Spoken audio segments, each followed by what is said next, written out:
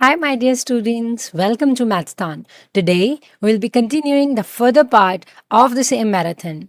So please take out your notebooks and pen and let's solve all of the questions together and figure out how much improvement we need more and how good we are performing. So let's get started, my dear students. So please look at the question number 32, which is the first question for today. So BAC stand for, that means back stands for. If you really remember जो हमने last class में पढ़ा था तो थोड़ा सा आपको idea रहेगा बैक क्या है।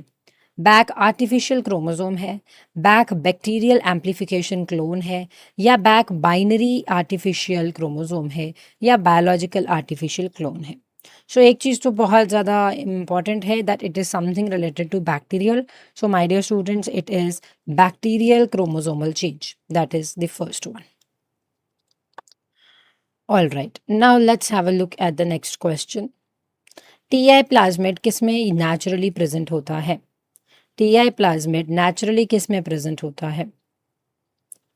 So E coli, Agrobacterium tumefaciens, Bacillus thuringiensis या Rhizobium. The correct answer is Agrobacterium tumefaciens. TDNA region जो है वो इंटीग्रेट किसके साथ करता है? बैक्टीरिया के क्रोमोसोम के साथ, प्लांट के न्यूक्लियर जीनोम के साथ, क्लोरोप्लास्ट के डीएनए के साथ, या माइटोकॉन्ड्रियल डीएनए के साथ? टीडीएनए, टीडीएनए, टीडीएनए जो है रीजन वो इंटीग्रेट करता है किसके साथ? It integrates with the plant nuclear genome. ठीक है, ये प्लांट के न्यूक्लियर जीनोम के साथ इंटीग्रेट करने में हाँ सक्सेसफुल रहता है। बीटी कॉटन डिराइव्ड किससे हुआ है? बीटी कॉटन में कुछ जीन्स हैं और वो जीन्स कहाँ से आए हैं? बीटी कॉटन के पास कुछ जीन्स होते हैं और हम पूछ रहे हैं कि वो जीन्स कहाँ से आए हैं। Very good. Bacillus subtilis, bacillus thuringiensis, rhizobium, या फिर इकोलाई? तो मेरे अकॉर्डिंग ये टर्म भूलने वाली नहीं है बिकॉज क्वेश्चंस पूछे भी जाते हैं एजर्शन रीजनिंग में या फिर which of the following is correct उस बेसिस में पूछे जाते हैं। So you have to be very careful while solving this questions. BT cotton जो है वो आपको मिलता है बैसिलस thuringiensis में, मतलब कि बीटा कॉटन में जो जीन्स हैं वो आए हैं बैसिलस thuringiensis से। Now let us have a look here with the next part, which is cryopreservation क्या करता है? जेनेटिक इरोजन को कैसे वो अवॉइड करता है? शाबाश। How does it avoids genetic erosion? क्योंकि म्यूटेशन बढ़ती है, एवोल्यूशन रुकती है, जर्म प्लाज्म जेनेटिकली स्टेबल हो जाता है, या रिकॉम्बिनेशन इंक्रीज करती है? क्या अवॉइड करता है? वो अवॉइड करता है कि जर्म प्लाज्म स्टेबल रहे। ऐसा किस लिए? ताकि उसको लॉन्गर टर्म में हम यूज़ कर सकें।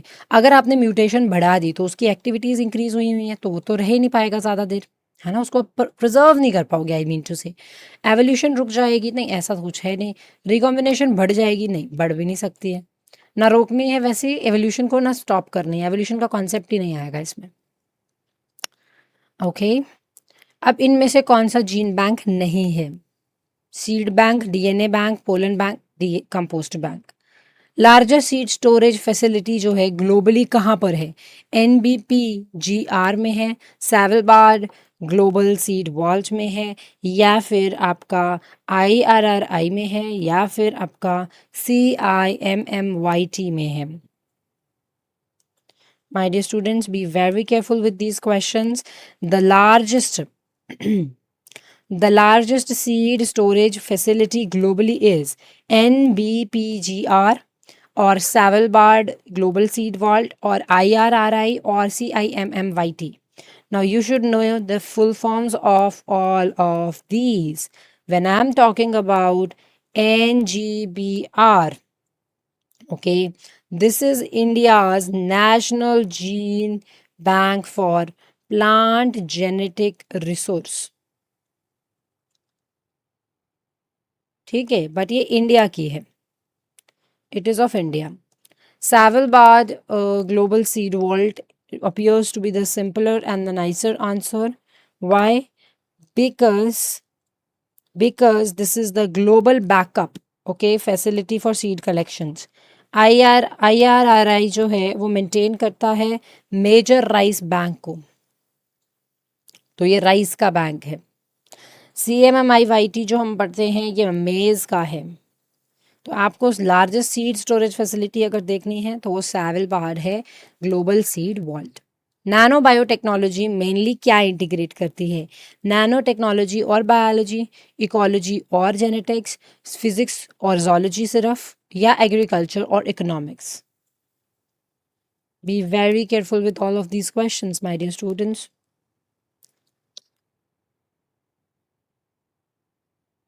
नैनो बायोटेक्नोलॉजी मेनली क्या इंटीग्रेट करती है? Nano technology and biology, ecology and genetics, physics and zoology only, or agriculture and economics? So my dear students, here it basically includes what? It includes the most important one, that is your, yes, nanotechnology and biology. ठीक है, nano technology और biotechnology को ये integrate करता है। Nano particles जो use किए जाते हैं फॉर टारगेटेड ड्रग डिलीवरी, अगर हमने नैनो पार्टिकल्स को यूज़ करना है और बॉडी के अंदर टारगेटेड ड्रग डिलीवरी करनी है, तो हम जो नैनो पार्टिकल्स यूज़ करते हैं उनका साइज़ क्या होना चाहिए? What should be the estimated size? 1 to 100 nanometre, 1 to 100 mu M, 1 to 100 mm, और 100 to 1000 mu M. So the correct answer is आप 1 to 100 नैनोमीटर आप लोगे। ठीक है, 1 metre is equal to 10⁻⁹ nanometres. Okay, अब कंसीडर करो, जीन बैंक्स प्रिजर्व करते हैं बायोडाइवर्सिटी को, स्टेटमेंट सही है। Cryopreservation ex situ conservation method है। देखो दो मेथड्स होते हैं, एक होता है इन सीटू, एक होता है एक्स सीटू। इन सीटू में क्या किया जाता है कि जो भी चीज़ें हैं वो ऑन द साइट ही कंजर्व की जाती हैं। Sorry, that means in situ में क्या किया जाता है, फॉर एग्जाम्पल अगर एक लायन है और नेचुरल सेटिंग में रह रहा है तो उसे वहीं प्रोटेक्ट किया जाएगा। एक्स सीटू में क्या किया कि इस लायन को उठाकर किसी स्पेशल कंजर्वेशन साइट में डाल दिया और फिर उसकी प्रोटेक्शन की गई। सो क्रायो प्रिजर्वेशन में भी हम यही करते हैं कि नेचुरल सेटिंग से कोई चीज़ लेते हैं और उसको हम एक्स सीटू बाहर कहीं एक स्पेशल सराउंडिंग में जैसे क्रायो प्रिजर्वेशन करके हम उसको स्टोर करते हैं। तो this statement also seems to be correct. Seed banks in situ conservation method से नहीं, सीड बैंक्स भी कंसेप्ट ऑफ क्रायो प्रिजर्वेशन पे ही चलते हैं, -196 नाइट्रोजन, लिक्विड नाइट्रोजन में प्रिजर्व करने के लिए। तो सीड बैंक्स उसी के बेसिस पे चलते हैं। Therefore seed banks are in situ conservation methods, नहीं है कंजर्वेशन इन सीटू। वो क्या है? Ex situ. Check this one, which statement regarding PCR is incorrect? इनमें से कौन सी स्टेटमेंट है जो पीसीआर के लिए गलत बताई गई है? तो मतलब मोस्टली सारी क्या बताई गई होंगी? सही बताई गई होंगी। तो इनमें से आपको फिगर आउट करना है कि कौन सी स्टेटमेंट गलत है, which one is wrong. Very good. So देखो, पीसीआर जो है उसको प्राइमर्स चाहिए होते हैं, हाँ चाहिए होते हैं। पीसीआर जो है वो डीएनए एक्सपोनेंशियली इम्प्लीफाई करता है, सही है। पीसीआर को लाइगेज की ज़रूरत पड़ती है और पीसीआर डीएनए पॉलीमरेज की चाहिए होता है। तो पीसीआर को कभी भी लाइगेज की ज़रूरत नहीं पड़ती है, ठीक है, पॉलीमरेज चेन रिएक्शन को। तो C is not right. Major limitation क्या है सी डीएनए लाइब्रेरी का? What is the major limitation of cDNA library? My dear students, if I come up to this solution, I would simply say कि जो cDNA library है वो क्या होती है? वो होती है complementary DNA library। ठीक है, ये कलेक्शन होती है किसकी? क्लोज्ड डीएनए फ्रेगमेंट्स की। ठीक है, इसमें डीएनए फ्रेगमेंट्स होते हैं लेकिन क्लोज डीएनए फ्रेगमेंट्स होते हैं जो फॉर्म किससे होते हैं? फ्रॉम mRNA से फॉर्म होते हैं मॉलिक्यूल्स। mRNA मॉलिक्यूल्स किसके? सेल्स के, टिश्यूज़ के, ठीक है, या ऑर्गेनिज्म के एक पर्टिकुलर टाइम पे। ऑर्गन नहीं है, ये organism. So the major limitation cDNA की क्या है कि इसके पास कोडिंग सीक्वेंस नहीं होता। क्या ये इंट्रॉन्स में एब्सेंट होता है और रेगुलेटरी रीजन्स में एब्सेंट होता है? mRNA नहीं होता, ये एक्सेसिव साइज होता है। सो अगर मैं आपको यहाँ इसकी सही चीज़ बताऊँ तो इसमें इंट्रॉन्स और रेगुलेटरी रीजन्स नहीं होते हैं। cDNA का आपको अगर प्रिपरेशन करना है, ठीक है, cDNA लाइब्रेरी में, तो सबसे पहले आप mRNA को आइसोलेट करते हो, फिर आप RT यूज़ करते हो, रिवर्स ट्रांसक्रिप्शन यूज़ करते हो, ताकि आप कॉम्प्लीमेंट्री डीएनए स्ट्रैंड बना सको, फिर आप आरएनए टेम्पलेट को रिमूव करके सेकेंड डीएनए स्ट्रैंड को सिंथेसाइज करते हो। Then you insert the double stranded cDNA in suitable vectors, और जब ये वैक्टर्स के अंदर जाएंगे तो आप इसको आराम से होस्ट की बॉडी के अंदर डाल सकते हो। लेकिन प्रॉब्लम यही है कि इसके पास रेगुलेटरी रीजन्स या इंट्रॉन्स प्रेजेंट नहीं होते। ये चेक करिए, a marker gene is primarily used for, एक मार्कर जीन होता है उसको हम किस लिए यूज करते हैं? डीएनए डिग्रेडेशन के लिए, सिलेक्शन के लिए ट्रांसफॉर्म्ड सेल्स की, प्रोटीन सिंथेसिस के लिए, या फिर डीएनए रिपेयर के लिए। हम किस चीज के लिए इसको यूज करते हैं? For what reasons do we use it for? Very good. So my dear students, when it comes up to this we need to understand कि मार्कर जीन किसके लिए हेल्प करता है? सिलेक्शन के लिए हेल्प करता है कि कौन सा सेल ट्रांसफॉर्म हुआ और कौन सा नहीं हुआ।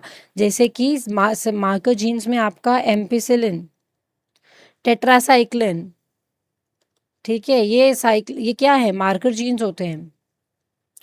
Selectable markers commonly include genes conferring, इसके पास कौन से जीन्स होते हैं जो किसके रिलेटेड होते हैं? एंटीबायोटिक रेजिस्टेंस के, क्लोरोफिल सिंथेसिस के, एटीपी सिंथेसिस के लिए, या रेस्पिरेशन के लिए? For what things it is associated? Very good.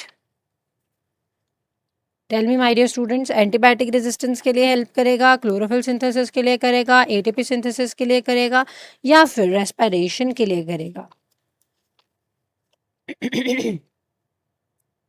तो फ्रॉम दिस वी अंडरस्टैंड कि ये जो है वो एंटीबायोटिक रेजिस्टेंस के लिए करता है। जैसे अभी मैंने आपको बताया एम्पिसिलिन आर, टेट्रासाइक्लिन आर, तो ये क्या है? एंटीबायोटिक रेजिस्टेंस है, ठीक है। अब यहाँ देखो, अगर साइटोकाइनिन की कंसंट्रेशन ऑक्सीजन से ज़्यादा हो जाए तो कल्चर क्या बनाएगा? मैंने आपको कल भी बताया था ये चीज़, और अगर आपको याद नहीं है तो मुझे सैडली कहना पड़ रहा है कि आप अच्छे से नहीं पढ़ रहे हैं, आप अच्छे से कॉन्सेंट्रेट भी नहीं कर रहे हैं, ठीक है। क्योंकि ये क्वेश्चन मैंने आपको, क्वेश्चन तो मतलब नहीं बताया, बट क्वेश्चन का इसका जितने भी पार्ट्स है उसको अच्छे से एक्सप्लेन किया है पिछली क्लास में। तो अगर साइटोकाइनिन की कंसंट्रेशन बढ़ती है, एक्सीड करती है ऑक्सीजन की कंसंट्रेशन को, यानी साइटोकाइनिन की कंसंट्रेशन ज़्यादा है और ऑक्सीजन की कंसंट्रेशन इसके कंपैरिजन में कम है, तो कल्चर में क्या होगा? कल्चर रूट्स बनाएंगी, शूट्स बनाएंगी, कैलस बनाएंगे, या एम्ब्रियो बनाएंगी? सो माय डियर स्टूडेंट्स, यहाँ आपको याद रखना है, अगर साइटोकाइनिन मोर है और ऑक्सीजन कम है तो साइटोकाइनिन ज़्यादा होने की वजह से शूट की फॉर्मेशन हो जाएगी। अगर साइटोकाइनिन कम है और ऑक्सीजन ज़्यादा है तो रूट की फॉर्मेशन हो जाएगी। अगर साइटोकाइनिन और ऑक्सीजन बराबर हैं, इक्वल हैं, तो कैलस फॉर्मेशन हो जाएगा। याद रखेंगे, कैलस क्या है? अनडिफरेंशिएटेड सेल्स का मास है, अनडिफरेंशिएटेड सेल्स का मास होता है। So the correct answer is your shoot region. Now let's have a look here. अगर ऑक्सीजन की कंसंट्रेशन इंक्रीज कर जाती है, एक्सीड करती है साइटोकाइनिन की कंसंट्रेशन को, तो क्या होने वाला है? देखो यहाँ चेक करो, अगर ऑक्सीजन की कंसंट्रेशन बढ़ती है साइटोकाइनिन के कंपैरिजन में तो रूट बनेगा।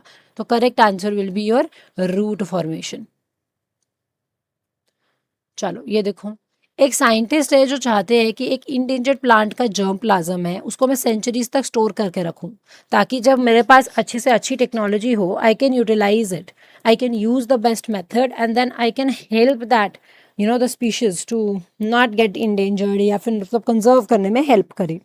तो हम यहाँ में से कौन सा यूज़ करेंगे? We will use herbarium storage, जो 12th क्लास में करवाया जाता है आपसे। फील्ड जीन बैंक करेंगे, क्रायो प्रिजर्वेशन करेंगे, या सिर्फ सीड ड्राई करेंगे? देखो, सीड ड्राई करेंगे तो चांसेस है कि एम्ब्रियो जो है वो डाई कर जाए। हमें करवाना है कुछ पक्का काम, तो हम करवाएंगे क्रायो प्रिजर्वेशन। क्रायो प्रिजर्वेशन में हम क्या करते हैं, किसी भी सीड, किसी भी जर्म प्लाज्म को हम क्या करते हैं, -196 डिग्री सेल्सियस लिक्विड नाइट्रोजन में स्टोर करते हैं, उसको जेल में like Beed like structure transparent में डाल देते हैं, जो उसको लॉन्गर टाइम के लिए कंजर्व करके रख सकता है फॉर ईयर्स एंड ईयर्स। इसमें से कौन सा ऐसा पीसीआर वेरिएंट है जो सबसे ज़्यादा सूटेबल है for quantifying the gene expression? Which PCR variant is the most suitable for quantifying gene expression? Standard PCR, RAPD PCR, real time RT PCR, multiplex PCR? तो we need to have a look at the full forms of these also, right, the explanation of this also. So अगर मैं बात करूँ यहाँ अलग अलग type के PCR की, सबसे पहला आता है आपका standard PCR. My dear students, standard PCR जो होता है उसमें क्या रहता है, ये होती है आपकी simple polymerase chain reaction. This is polymerase chain reaction. जब इसको हम पढ़ते हैं आरएपीटी पीसीआर, ये कौन सी होती है, ये होती है रैंडम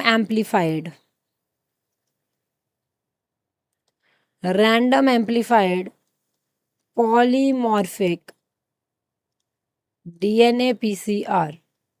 अब आता है real time reverse transcriptase PCR, ठीक है, और मल्टीप्लेक्स पीसीआर। अब अगर मैं यहाँ बात करूँ तो जो स्टैंडर्ड पीसीआर है वो सीधा देखता है कि डीएनए प्रेजेंट है या नहीं प्रेजेंट है, ठीक है। ये एक्यूरेट जीन एक्सप्रेशन क्वांटिफिकेशन के लिए नहीं यूज़ कर सकते। आरएपीटी पीसीआर रैंडम प्राइमर्स को यूज़ करता है और पॉपुलेशन जेनेटिक्स टेक्सोनॉमी में यूज़ करते हैं इसको। Real time reverse transcriptase PCR gold standard है ताकि आप एमआरएनए के एक्सप्रेशन को जान सको, सेंसिटिव होता है और क्वांटिटेटिव भी होता है। और मल्टीप्लेक्स पीसीआर जो है वो मल्टीपल प्राइमर पेयर्स को यूज़ करता है एक रिएक्शन में और सेवरल जीन्स पैथोजेंस को साइमल्टेनियसली रिकॉग्नाइज करता है। So from all of the study we made कि real time reverse transcriptase PCR is the only one which is quantitative in nature, ठीक है, and highly sensitive at the same time. Major source material of c DNA synthesis is, इनमें से कौन सी ऐसी source material है जो सी DNA synthesis के लिए ज़रूरी है?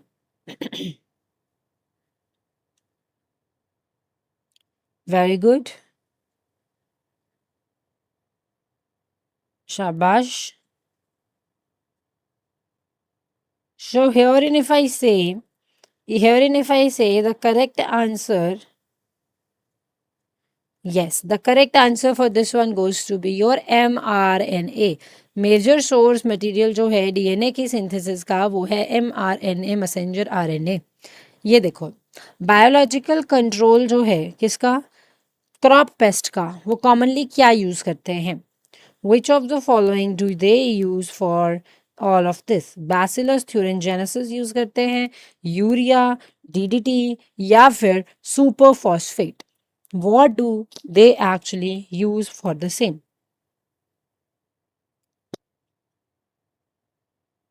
Very good.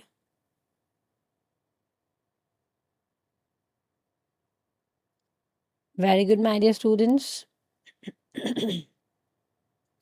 सो biological control crops, yes, biological control अगर क्रॉप पेस्ट का करना है आप यूज़ करते हैं bacillus thuringiensis with no doubt. Urea, DDT, superphosphate ये तो हम बायोलॉजिकल कंट्रोल के लिए नहीं दे सकते।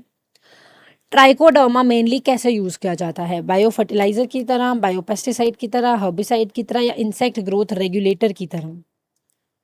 Very good my dear students. हम किस चीज़ के लिए यूज़ करते हैं ट्राइकोडर्मा को? ट्राइकोडर्मा मेनली किस चीज़ के लिए यूज़ किया जाता है? Absolutely correct. सो जो ट्राइकोडर्मा है इसको हम यूज़ करते हैं for the means of biopesticide, ठीक है, it is used as the biopesticide. I hope this part is clear. Blue green alga biofertilisers are particularly important in, blue green alga biofertilisers किस चीज़ के लिए सबसे ज़्यादा इंपॉर्टेंट हैं? Very good.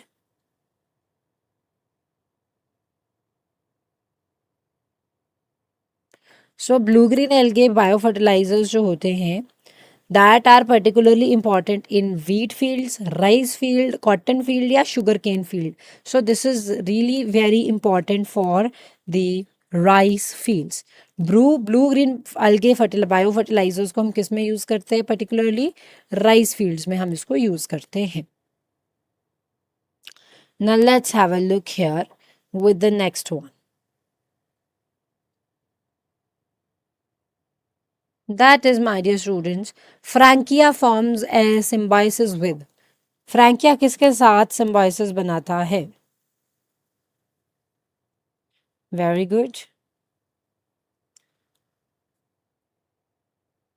सो legumes के साथ, ओके, एक्टिन हॉरिज़ॉन्टल प्लांट्स के साथ, एल्गा के साथ या फंजाई के साथ? So the correct one is your with no doubt actin or rhizal plants. Frankia जो करता है वो बनाता है अपना कनेक्शन किसके साथ? It forms the connection with एक्टी Yes, it forms a connection with actinirrhizal plants. So ये वैसे plants होते हैं which basically are not leguminous. तो ये non leguminous होते हैं but इनका symbiotic association फिर भी रहता है like with the bacteria Frankia. Okay, root nodules के साथ, but they are non leguminous plants with any doubt. Okay, my dear students. All right. So let us have a look at the next question. Golden rice was developed mainly to combat the deficiency of vitamin C, vitamin A, D, or K. Which of the following is the correct answer? Very good, my dear students. इनमें से कौन सा answer सही है? With no doubt, vitamin A. That is the option number B. ये मैंने आपको कुछ 1 या 2 सेशन पहले कोई क्वेश्चन था जिसमें बीटा कैरोटीन का कॉन्सेप्ट था, तो मैंने आपको बताया था कि बीटा कैरोटीन गोल्डन राइस में होता है, गोल्डन राइस में विटामिन ए होता है. तो मैंने इस तरह से आपको ये चीज़ पहले भी बताई है. चलिए, आरएनए आइसोलेशन पहला स्टेप होता है किस स्टेप में, किस प्रोसेस में? पीसीआर में, रिवर्स ट्रांसक्रिप्टेज पीसीआर में, आरएफएलपी में, या सर्दर्न ब्लॉटिंग में? Very good, tell me my dear students. शाबाश. इनमें से कौन सा वाला है? Very good. आरएनए आइसोलेशन पहला स्टेप होता है रिवर्स ट्रांसक्रिप्टेज पीसीआर में. ठीक है, याद रखेंगे. चलिए नेक्स्ट क्वेश्चन चेक करते हैं.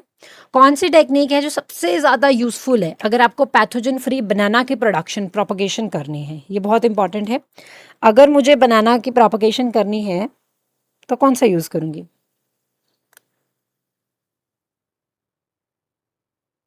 Very good.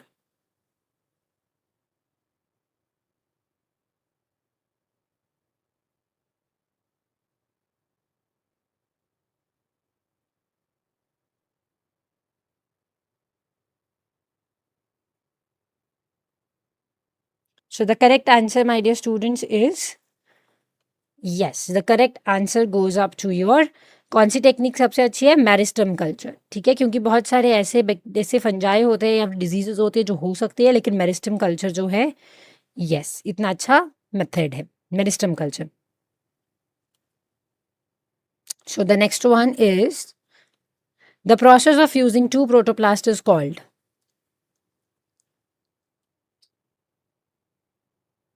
Very good.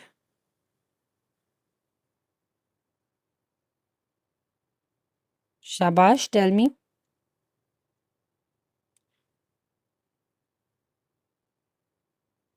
So the correct answer is the process of fusing the true protoplast is your somatic fusion.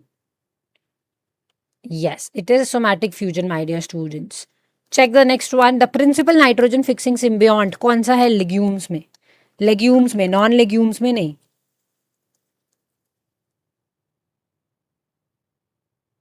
Very good.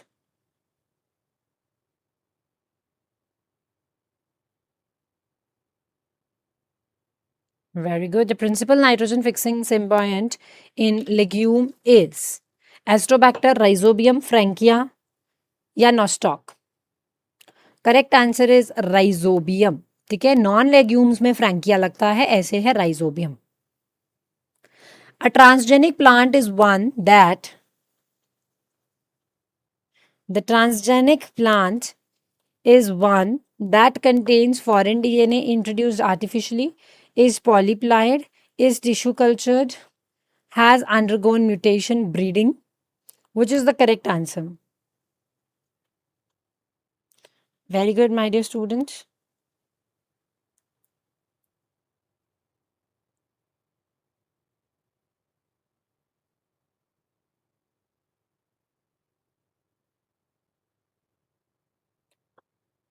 Transgenic plant is one that contain foreign DNA introduced artificially. That is the right answer. इसमें आप foreign DNA जो आपको लगता है अच्छा है genetic material का कोई एक सेगमेंट या कुछ, तो आप उसको यूज करते हो और ट्रांसजेनिक प्लांट बना देते हो. The primary reason for using BAC instead of plasmid in genomic library is high copy number, larger in search capacity, faster application, easier transformation. Very good.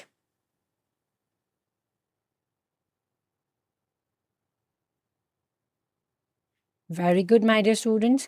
The primary reason for using BAC instead of plasmid in genomic library is higher copy number, larger insert capacity, faster replication, or easier transformation. So the correct answer out of all goes to be your B. Back का reason यही है कि back की capacity ज़्यादा है, तो इसीलिए हम इसको यूज़ करते हैं instead of plasmids in genomic libraries. अब ये देखो, कौन सा फैक्टर है जो इन्फ्लुएंस करता है पीसीआर को स्पेसिफिसिटी? पीसीआर की स्पेसिफिसिटी को कौन सबसे ज़्यादा इन्फ्लुएंस करता है? शाबाश।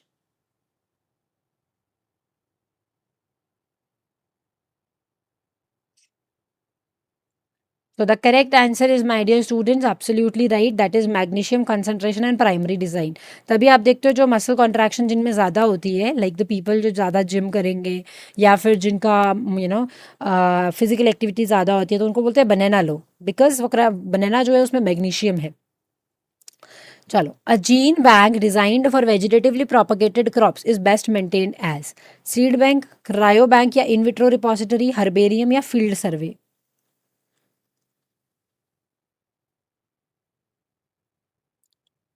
So, my dear students, the correct answer is your cryobank in vitro repository. This is the correct answer. Check the next one, 64. The first visible response of X plant cultured on suitable medium is often. The first visible response of X plant cultured. Very good. Very good, my dear students. The first visible response of X plants cultured on suitable medium is often organogenesis, flowering, callus formation, fruiting.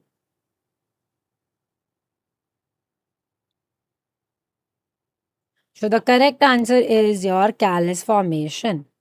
Okay. चलिए next question देखते हैं। Nano biosensors को हम कहाँ use करते हैं? Real time pathogen detection के लिए, डीएनए डिग्रेडेशन के लिए, म्यूटेशन इंडक्शन के लिए और क्रोमोसोमल एलिमिनेशन के लिए। Very good. Which one do we use? Nano biosensors को हम यूज़फुल किस चीज़ के लिए मानते हैं? So they are useful for real time pathogen detection. अगर आपको रियल टाइम पैथोजन डिटेक्ट करना है, आप उसके लिए यूज करते हो किसे? द नैनो बायो सेंसर्स को। Okay, all right, check this one. कौन सी टेक्निक है जो नैनो टेक्नोलॉजी को मॉलिक्यूलर डायग्नोस्टिक के साथ कंबाइन करती है? Which technology combines nano technology with molecular diagnostics? Very good, my dear students. The correct option is your option number B, that is no doubt but nano biosensing, जो आप यहाँ देख रहे थे।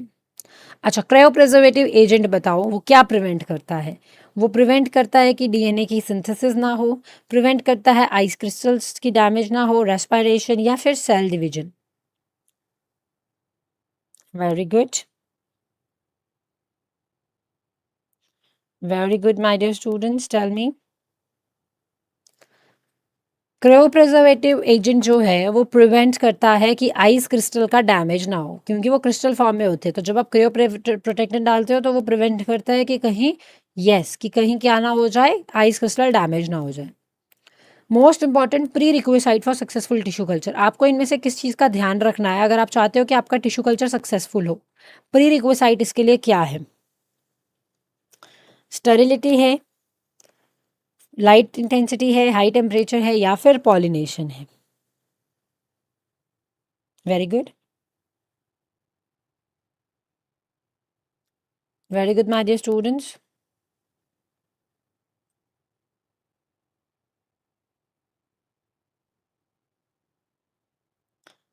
सो the correct answer goes to be your sterility. आपको ध्यान रखना है कि योर जितना भी आपका सिस्टम है it is devoid of any kind of microorganisms. Fine,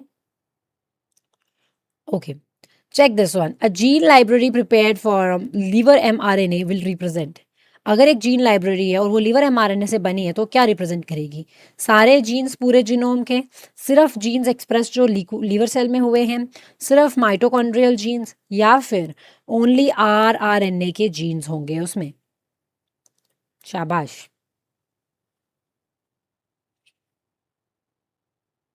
very good my dear students.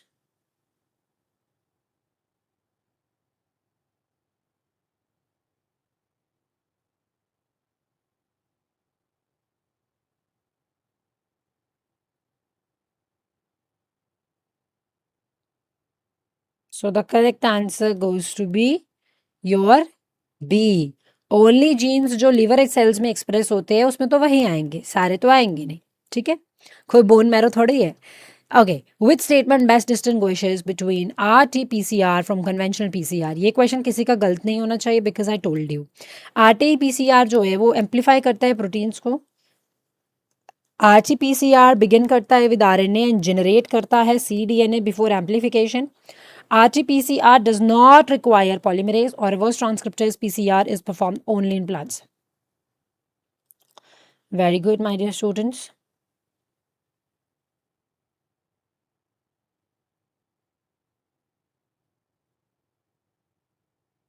सो इनमें से कौन सी स्टेटमेंट सही है? ये RNA से स्टार्ट होता है और डीजेनरेट करता है cDNA को बिफोर द एम्पलीफिकेशन। ठीक है, चलो अब ये क्वेश्चन देखो। This is based on your assertion और reason and it requires the detail from your side as well.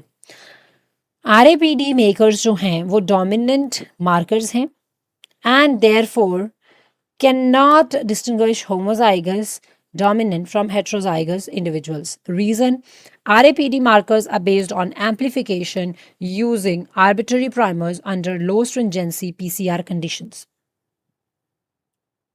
Very good.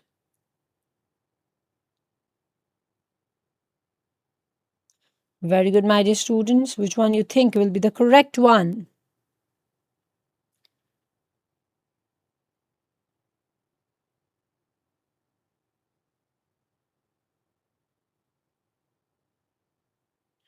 So the correct answer is कि यहाँ पर देखिए रैप्ड जो है मार्कर्स वो डोमिनेंट मार्कर्स होते हैं और वो डिस्टिंग्विश नहीं कर सकते होमोजाइगस डोमिनेंट को हेट्रोजाइगस से। That's correct.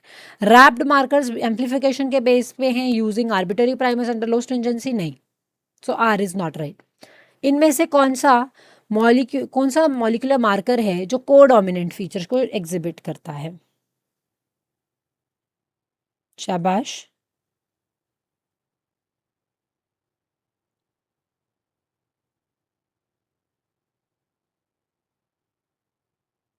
Very good my dear.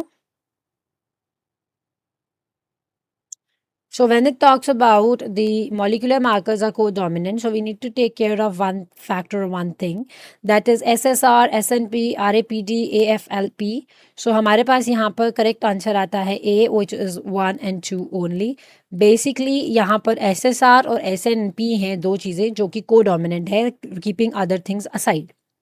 AFLP analysis जब आप करते हो तो इनमें से कौन सी चीज़ें आपको करेक्ट लग रही हैं?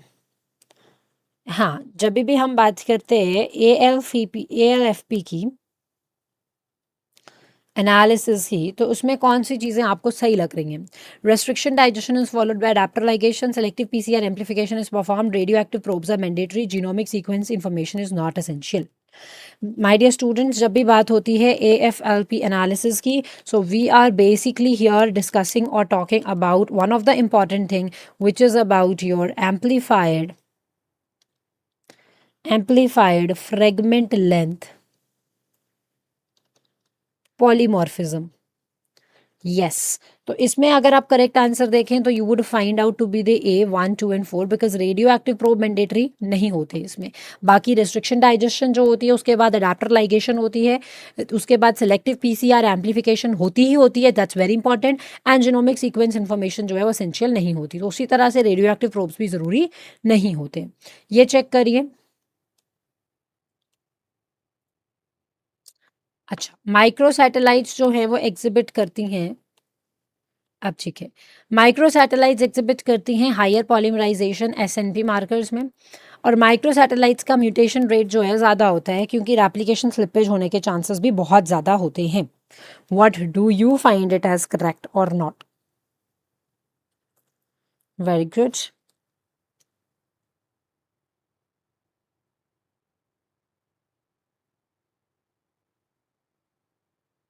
So, my dear students, the correct one is yes, the correct one is both true and or explains A. Micro satellites जो है उनका वो एग्जिबिट करते हैं, हाँ करते हैं पॉलीमॉर्फिज्म, एंड माइक्रो सैटेलाइट्स का म्यूटेशन रेट ज़्यादा होता है क्योंकि एप्लीकेशन स्लिपेज होती है. तो दोनों करेक्ट है और दोनों एक्सप्लेन कर पा रहे हैं एक दूसरे को बहुत प्रॉपरली.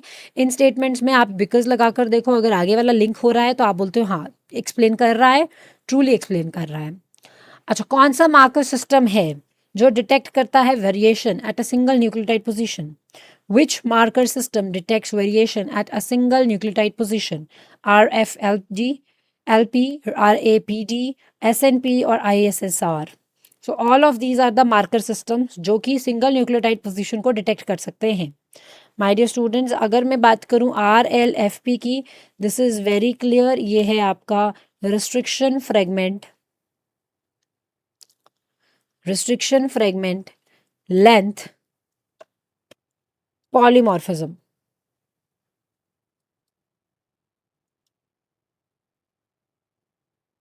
RAPT जो है that is random amplified polymorphism और polymorphic DNA. ISSR क्या है? Inter simple sequence repeat. ये आपको फुल फॉर्म्स भी पूछ सकते हैं. SNP क्या है? Single nucleotide polymorphism. And the correct answer out of all is basically the option number C, which is SNP, single nucleotide polymorphism. Check the next one. Consider the following fragments regarding RFLP. Very good. Consider the following statements regarding RLFP. It is based on restriction enzyme digestion. Southern blotting is often required. It is PCR based. It is co-dominant. So, my dear students, the correct options, all of these will be your A, 1, 2, and 4. It is not at all PCR based. It is, yes, based on restriction enzyme digestion. Southern blotting is required and also shows the co-dominant features. Which of the following is not generally used in DNA recombination technology? So it is very obvious. Reverse transcriptase is used. Ligase is very important. DNA ligase, topoisomerase 1 is also used in binding processes. And RNA polymerase 2 is not used. Therefore, D is the incorrect one. Okay. Sticky ends क्या करते हैं? Efficient ligation में help करते हैं.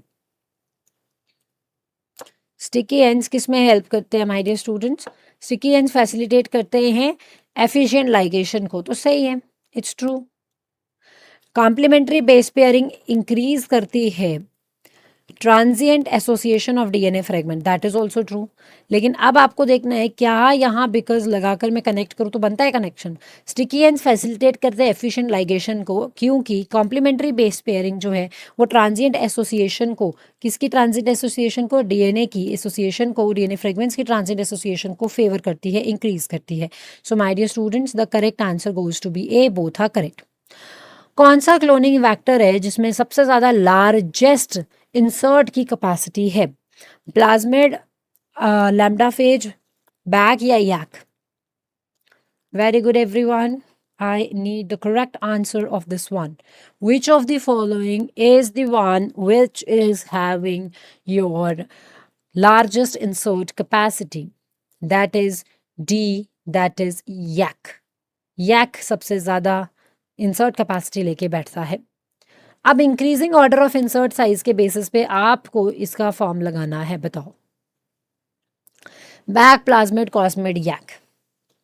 देखो, हाँ increasing order तो सबसे कम किसका है? प्लाज्मिड का सबसे कम है. ठीक है. दूसरा उसके बाद कॉस्मिड, फिर बैक आता है या यैक आता है? फिर माय डियर स्टूडेंट्स आपका बैक आता है, यूजुअली आप बैक ही यूज कर लेते हो, लेकिन आपको लार्जेस्ट चाहिए सबसे ज्यादा तो आप यैक यूज करते हो। तो बनता क्या है आपका 2314, दैट इज ए। चेक करिए next question. Genomic library cDNA library से कैसे डिफरेंट है? It contains only express genes, it lacks promoter sequences, it contains introns and intergenic regions, or it contains only exons. Which of these you think is correct? Which of these you think is correct, my dear students? Very good.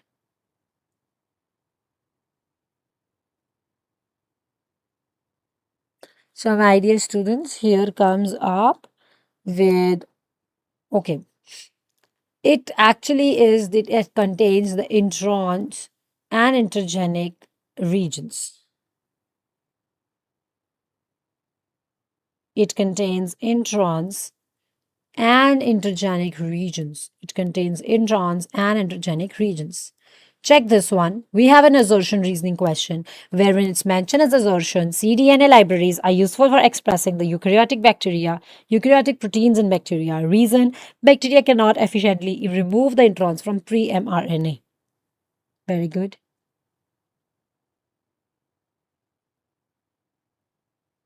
Very good.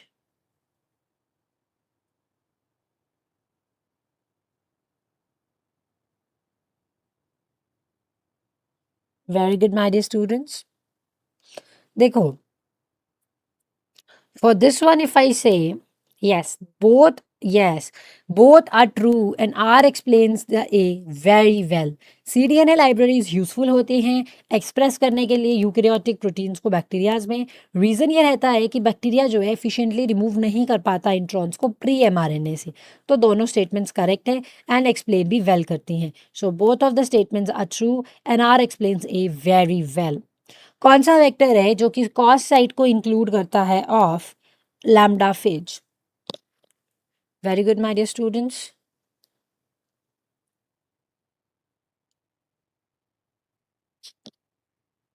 Very good my dear students.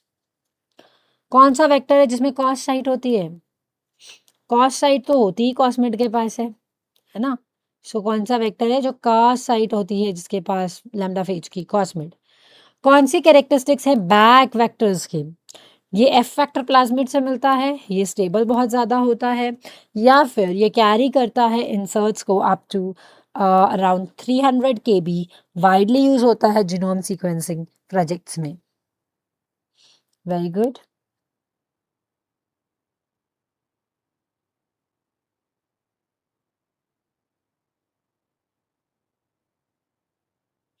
Very good, my dear students. Tell me. So this one goes to be your option number D, that is all. So derived from F factor plasmid, highly stable होता है, inserts भी ये 300 kb तक ले सकता है और widely use होता है जीनोम सीक्वेंसिंग प्रोजेक्ट्स में। बैक सबसे ज़्यादा यूज होता है, दो यैक में सबसे ज़्यादा पावर है, सबसे ज़्यादा सीक्वेंसिंग उसके पास कैपेसिटी है, बट बैक सबसे ज़्यादा यूज होता है। अब देखिए यहाँ पर ब्लू वाइट स्क्रीनिंग में कौन सी कॉलोनीज जो है अराइज करती हैं? ब्लू वाइट स्क्रीनिंग में lac Z remains functional, beta galactosidase absent होता है, एम्पिसिलिन रेजिस्टेंट जीन लॉस्ट हो जाता है, या प्लाज्मिड रेप्लिकेशन फेल हो जाता है। You can just see one thing, इस सब में you have to be very careful. ऐसा क्यों? क्योंकि जब आप इसमें केयर करते हो, when you are taking care of these things, ठीक है, जब आप इन चीज़ों के ध्यान रखोगे, हर एक statement has some other meaning, so you have to take care of it. Okay, all right, so the correct answer goes to be the beta galactosidase that is absent. Okay, so the correct answer, my dear students, is that beta galactosidase is absent. Okay, कौन सी technique है which is the most suitable for detecting a specific DNA sequence within the genomic DNA? That is northern blotting, southern blotting, western blotting, या फिर it is your ELISA? बहुत easy question है। तो ELISA तो हो नहीं सकता है, वो एड्स को डिटेक्ट करने के लिए यूज किया जाता है, right? It is my dear students southern blotting. Okay, all right. Now let's have a look here with the next part. You need to match the following, and this is your correct matching. What will you get the correct answer to be? Very good, my dear students.